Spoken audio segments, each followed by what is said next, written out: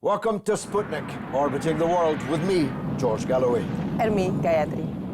The Geneva II talks may have gone off down the wrong track. For a start, they're not in Geneva, but an hour away in Montreux. And one of the most important players in the Syrian drama, Iran, has been disinvited because a petrol station masquerading as a country vetoed their attendance. More on that petrol station in a moment. The US Secretary of State opened the Geneva II talks by demanding the end of the presidency of Bashar al-Assad, even though that wasn't even on the agenda.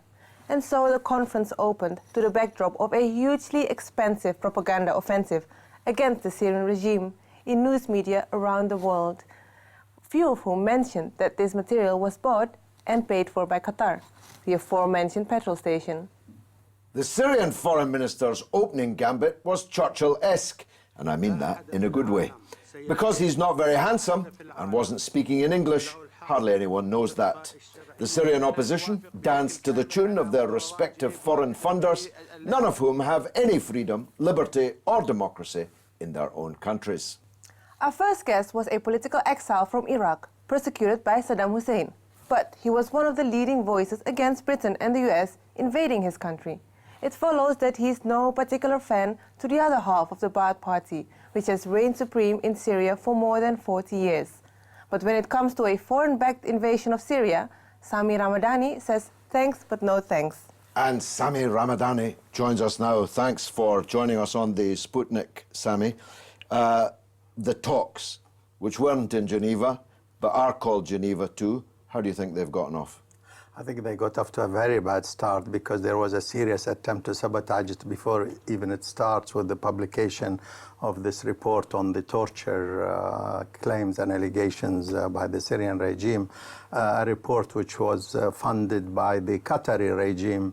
So immediately the Western media made it the top #1 news item. It was a tidal wave. It was #1 item everywhere in the world. Absolutely. I switched on the radio, 7 a.m., BBC radio and television, leading with it. And until midnight that day, they were leading with the same story. So obviously, it was a coordinated campaign to get it started on the wrong footing. Particularly, because the United States itself, I think, is not really sure whether they want peace in Syria. I think the question of escalating events in Syria is still on the cards as far as the United States, the Saudi regime, the Qatari regime are concerned, the Israeli regime. Their intentions are to sabotage Syria as a society, as a functioning state in the region, just like they did with Iraq. So there is a long-term agenda here, and the Geneva talks are but one stage in that process. Whether they really mean to have peace, I have my doubts myself. And the decision to exclude Iran, having previously invited Iran, was another major spoke in the wheel. Absolutely, and it's so illogical. If anybody wants peace in Syria, then Iran has to be involved. Just like the Saudis have to be involved, because the Saudis have been funding various terrorists and armed groups in Syria. And without their participation and acceptance of a peace project, then obviously these talks will fail. And Iran is a strategic ally of Syria, and not to invite it is just totally irrational, and also reveals certain bad intentions. Especially in recent weeks, the Saudi regime's role has become quite effective in terms of trying to stop any effort of a peaceful resolution to the Syria crisis. There were some protesters supporting Bashar al-Assad. Is that significant? I think what is more significant is that within Syrian society, the more the armed opposition, and that is important, the word armed, because there is another opposition in Syria that the Western media tries to gloss over. Within Syrian society, the more the armed opposition showed its nature, its hand, if you like, and engaged in all sorts of terrorist activities, some torture activities, and so on, and also revealed its own political agenda of repressing women, rights of children, and so on, and minorities.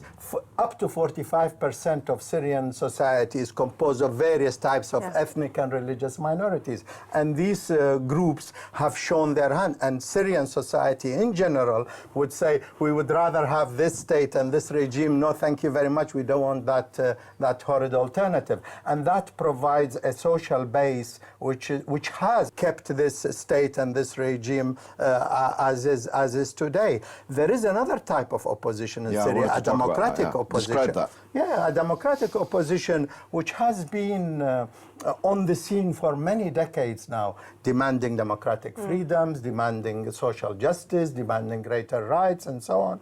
And this opposition has been totally glossed over and ignored by the Western media, because this opposition is patriotic. It wants Syrian society and the Syrian state to function. They don't want to destroy it because they want to build democracy. They want to build something decent, more decent at least, in its place. And this opposition represents majority opinion in Syria. And it is this opposition which is totally hostile to any type of intervention, foreign-backed intervention in Syria. Are they in Geneva, this part No, opposition? unfortunately not. This is one of the handicaps, if you like, of Geneva. The United States, Saudi Arabia, and the Gulf states don't want any other opposition but the armed opposition that they have been backing. And the terrorist organizations which they backed publicly earlier on, now they secretly back, in my opinion, still support these terrorist groups which are quite strong in Syria, and they are just as strong in Iraq today. The Syrian government is going to have to find some way of negotiating with decent, patriotic people who want real change. Are they ready to do that? On paper they are. How serious they are is not quite clear yet, because on the one hand they have been negotiating with some of these organizations that I regard as democratic opposition in Syria. Some of these opposition groups are within the government. There's a coalition within the government. But the opposition I'm talking about, the democratic opposition, outside the Syrian government and regime. And they have a specific program and specific demands. And it's these demands that the Syrian regime has to listen to, has to seriously negotiate with, if they want Syria to be out of this enormous crisis. Now, what is hindering this partly is the also Western intervention, because Western intervention polarizes things in a military way, which makes such negotiations with the democratic opposition almost meaningless sometimes, because the gun is louder than these peace groups, which do represent large sectors, if not the majority of Syrian opinion. All these interventions have in fact hindered democratic development in Syria. Militarization does not help peaceful democratic development in any country. And the militarization of protests in Syria was the main reason why democratic evolution, democratic protest was hit so badly. And it's the, if you like, those who participated directly, the Saudi, Qatari, Gulf states, which represent the most backward, most brutal of society. Well, there's no democracy or freedom of any kind. Of any kind. Takes the Saudi state. I mean, it's one of the most brutal on planet Earth towards children, towards women. Its social and economic program is disastrous. And they want to create something in Syria similar to their societies. And most Syrian people are saying, no thanks, we don't want that. We might not like our regime, but yours is even more horrid. Indeed. Now, what about the people who are at Geneva? We're led to believe that the Free Syrian Army and the Syrian National Coalition are one thing. Al-Qaeda affiliates, two of them in particular, who are murdering each other in large numbers now, are something different. Is that a real difference? Is the FSA and the Syrian National Coalition a reasonable, realistic partner for a negotiated peace on the part of the Syrian government? Can they find any elements within that coalition that might be the kind of people that they can do business with? In small numbers, yes, they can. But what is hindering this process is that the sponsors of these organizations are against reaching a truly peaceful resolution to the conflict. And that is the United States, Saudi Arabia, and Qatar. These three states are still funding, arming, supporting these organizations. Unless these sponsors withdraw their support, then these organizations will remain, in terms of their demands, escalating their demands or putting demands which are impossible to achieve because they sabotage any possibility of talks. So that is number one, that these sponsoring states have to change their tactics and strategy. If they don't, then we have a protracted problem. The other problem is that the open-ended type of support they give to all sorts of thousands of fighters that flooded Syria from the Arab world, especially from Libya, and from Europe, from Chechnya, you name it. They poured in through Turkey, through Lebanese porters, through Jordan, some through Iraq. They poured into Syria, and Qatar alone, according to the Financial Times, spent $3 billion until 2 years ago on the Syrian opposition, $3 billion. And this is a massive figure by any standards. So they have created a situation in Syria where these fighters flooded in. Some are there as mercenaries. They have got nothing to do with Syrian society or any allegiance to any religion for that matter. And these are freelancers. Some of them have declared allegiance to Al-Qaeda and Al-Zawahiri, who yesterday issued yet another statement calling for escalating the fight in Syria. Their offshoot in Iraq, the Islamic State of Iraq and the Levant, Daesh, they call them in Arabic for short. They are a formidable force now, both within Iraq and Syria. And their agenda sometimes meets Western agendas, sometimes it diverts, just like what happened with bin Laden in Afghanistan. They funded these terror organizations in an Afghan context many years ago, and they became so strong and they had enough finance to go it alone and to oppose occasionally Western interests. So you have a complex situation in Syria where you have a democratic opposition, an armed opposition. The armed opposition has different factions within it, some truly terrorist, nasty organizations, other armed groups which are again funded and financed from abroad. And it is these, if the sponsors of these stop, then the terrorist organization can also be isolated. On the ground, there is still, although there is occasional fighting between the armed groups, but on the ground they do also cooperate. Frankenstein monster, indeed. Sami Ramadani, thanks for joining us on the Sputnik. After the break is a Tory MP worthy of the name Member of Parliament, I mean. He's an intelligence and security expert, though whether he's ever been paid for it, he couldn't possibly say, or he'd have to kill you. Stay with us.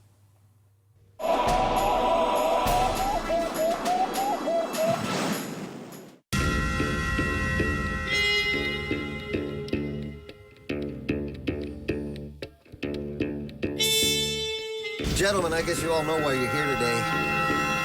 Hágase tu voluntad aquí en la tierra como en el cielo. You've got a few hundred a day coming across. Danos hoy nuestro pan de cada día. Perdona nuestras ofensas como también nosotros perdonamos a los que nos ofenden. We've got people coming in that are illiterate. We've got criminals. We got people from who knows where in the world. This is the United States. I'm very tough. By the way, do you know who the sheriff is? I was worried that they may not know who I am. They live on Mars. You know Mars? Huh? So we picked up things like Quran, turbans, prayer rugs. So we know that they're coming from the Middle East. It's like a concentration camp.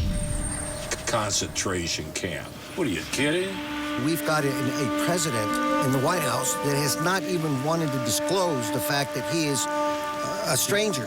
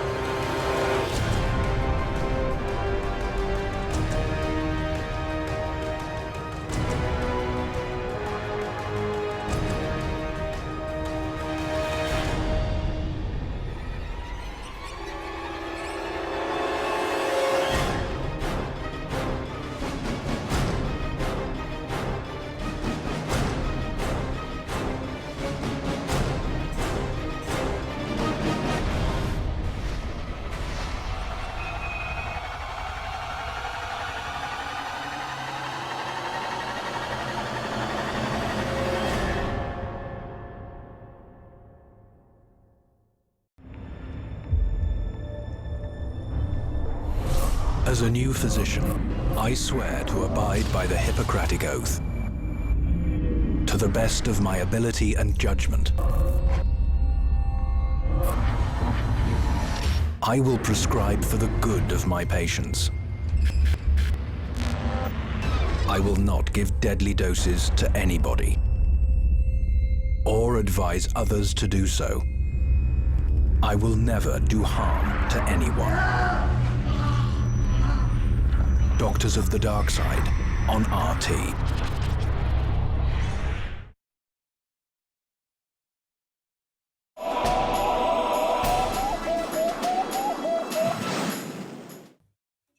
Welcome back to the Sputnik. Edward Snowden is considered by many to be one of the great heroes of 2013, inflicting strategic damage by simply telling the truth about the hitherto secret goings-on by big government, who Snowden revealed were spying on the voice, text, email and online habits of everyone, from ordinary citizens to heads of even friendly states. This week it was announced that Snowden is running for the 18th post of rector of Glasgow University, one of the oldest and best in the world. A post which, by the way, confers a kind of diplomatic immunity on the holder. Previous incumbents include whistleblower Mordechai Vanunu, who unveiled the secrets of Israel's nuclear weapons program before he was kidnapped in a honey trap in London and spent nearly 20 years in solitary confinement. During his court appearances, his jaws were wired together like Hannibal Lecter, in case he told us even more. A traditional Tory, you might think, would applaud such a champion of individual freedom against the state as Edward Snowden. But our next guest, or the guest we thought we had, believes that he's a traitor and should spend the rest of his life in prison. Mark Pritchard MP, who's failed to show up. I would say welcome to Sputnik, but he's not here. So we've put one of his last disguises before he became a Member of Parliament in his previous role as an expert on security and intelligence matters. Mark Pritchard hasn't turned up. What are we going to do? Unfortunately. However, he was your parliamentary colleague and you knew him, you know him. So what do you think his answer would be, or his response would be about this Snowden? Well, if that fur fake hat could speak and it was on top of the head of Mark Pritchard MP, he'd say that Edward Snowden should spend the rest of his life in prison. And the reason is he thinks that he is a traitor to the United States and by extension to United States allies. He's a man very close to the intelligence and security establishment. He believes that Snowden has inflicted strategic damage on those services, which would indeed be treason if it were not for the fact that the intelligence services of the United States and the United Kingdom and other Western countries are actually carrying out duties to others rather than the people that pay for them. They're actually the traitors in many occasions. By unlawfully spying on the citizens of your own country, by unlawfully spying on your country's allies, prime ministers, foreign ministers, the General Secretary of the United Nations, Kofi Annan, and so on. It's you who's committing a crime against the interests of this country, because this country is a free and democratic country. And if its security services are actually working against freedom and against democracy, then it's not the person who blows the whistle who's the criminal, it's the person doing the spying, committing the unlawful acts. So if Mark Pritchard, as advertised, had turned up with that hat on, I'd be saying that to him very robustly indeed. But Snowden is continuing to make the headlines, as you know, this very day. Indeed, he is now nominated for rector of Glasgow University. I didn't know that you could be nominated for such a position. It's actually a much more important position than it first appears. Scottish universities, at least the best ones, have a position called rector, which is uniquely Scottish and unique to these universities. And it's a very powerful position indeed. It makes the holder of the office the head of the court of the university, which means he or she has the responsibility of staff, students, curriculum, the Even integrity, curriculum. yes, the integrity and fidelity of the university to its principles and so on. So it's a very august title. But uniquely in British public life, in these kind of roles, it is an elected position rather than an appointed one. So whereas in some countries, the chancellor, for example, of Oxford University is picked. He's not elected. But the rector of Glasgow University is elected by the student body, existing and previous students of Glasgow University, the alumni. So it's a very important position. And I've been involved for more than 20 years, more than 25 years, in running candidates for the office of Rector of Glasgow University. I was one of the organisers. I helped to run the campaign to elect Yasser Arafat as Rector of Glasgow University in 1982. Now, we didn't win, but we put Arafat central stage, not least because if he had been elected, though banned by the government in London from coming to Britain as a so-called terrorist leader, they could not have stopped him coming to chair the court of Glasgow University. Because there's a different legal system. Very good point that not everyone watching will know. The Scottish legal system is absolutely separate from the English legal system. Irrespective of whether Scotland votes yes or no in the referendum, it will continue to have an absolutely separate legal system. And Scottish law states that no person may impede the rector of one of these ancient universities chairing the court of the university. So, no policeman could or would stop him. If he showed up, if Edward Snowden flew into Glasgow, no policeman would arrest him. No policeman could arrest him. The Scottish government would be committing political suicide in Edinburgh and Holyrood. The Scottish devolved government would be committing political suicide if they sacrificed that ancient privilege which they have. So theoretically, if Edward Snowden is elected as rector of Glasgow University, he may be able to fly from Moscow to Glasgow, chair the university court, say what he would like in public, in Scotland, and the London government would not be able to seize him and render him to the US, as they would otherwise no doubt do. So this is a phenomenal platform that he would have. Every quarter, every 3 months, he would be on British soil, able to address the world from Britain. And how long is that position for? It's a 5-year position. Now, I told you we failed to get Arafat elected, but we did get Winnie Mandela elected when she was a non-person in apartheid South Africa. In other words, no media was allowed to quote her, any word that she spoke. No one was allowed to publish a photograph of her. No one was allowed to refer to her very existence. She was a complete non-person, prohibited person under the Act.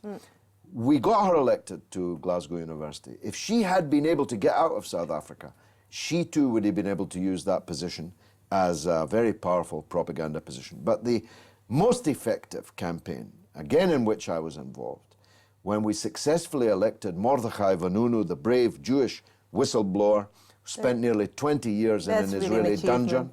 We got him elected, and again, although his jaws were wired together, so he couldn't speak and he couldn't leave the dungeon in Israel, obviously, he was nonetheless in writing able to use the position of rector of Glasgow University to speak to the world. And a picture of him, just like we're picturing this hat where Mark Pritchard ought to be, was always present at the meetings of the university court. And it helped, I think, build the heroic reputation of Mordechai Vanunu, who, remember, was honey-trapped here in London, kidnapped and taken away, drugged, and all for the sin, like Edward Snowden, of telling us the truth about a big power. Now it's your turn to tell us what you think in the social media review coming from our Facebook and Twitter. Gayatri, what's rattling? Well, when I asked the people where Geneva II was heading, most of them were rather skeptic. Slave to banks answers 1. Topple government. 2. Seize control. 3. Impose fascist dictator. 4. Cheap gas and oil for the US military. Well, the major flaw with that thesis is that Syria has very little oil and gas, although it may have some more offshore coming to it. Someone called the Holy One says on Twitter, Syrian talks are a farce and Syrian government should pull out. Masonic Kerry is still calling for regime change. Well, I don't know if John Kerry is a Freemason. If he is, that's probably the least of his crimes against humanity. Sean G. Chappelle says, as long as Iran aren't at the table, this is pointless. Qatar vetoed the appearance at the conference of Iran, a country of 80 million people. Qatar is a petrol station of a couple of 100,000 people. Exactly what right did they have to veto the appearance of Iran? Iran hasn't sit still, though, this week because they were, as you know, in Davos. And President Hassan Rouhani, on his Twitter account, he tweeted a very good picture of him sitting with the founder of World Economic Forum, Mr. Klaus Schwab. There he's sitting. He took Davos by storm. He's taking every international fora by storm. That's probably the real reason that the Americans accepted Qatar's veto on Iran's appearance at the talks. About Snowden, Undisinfo says that he's a hero. And quotes, it is the duty of every patriot to protect his country from its government. As Tony Cordingley on Facebook says, he has certainly changed the world by opening our eyes. And I think that's the most important result of it. A lot of people are so much more aware of their, about their habits. Another skeptic, Ross Fraser, says, I really don't know because was he a hero when he was getting paid by NSA? His actions are no doubt noble, but his motive behind it is for me questionable. Well, he has inflicted strategic damage on those who wish to keep secret the crimes they're committing against us. And if that's not a hero, I don't know what is. Well, that's all for this week. Unfortunately, that means that's all we've got time for. You know how to contact us on Twitter at RT_Sputnik. And on Facebook, you can find us at Sputnik on Russia Today. Goodbye from me, Gayatri. And from me, George Galloway. It's been marvellous.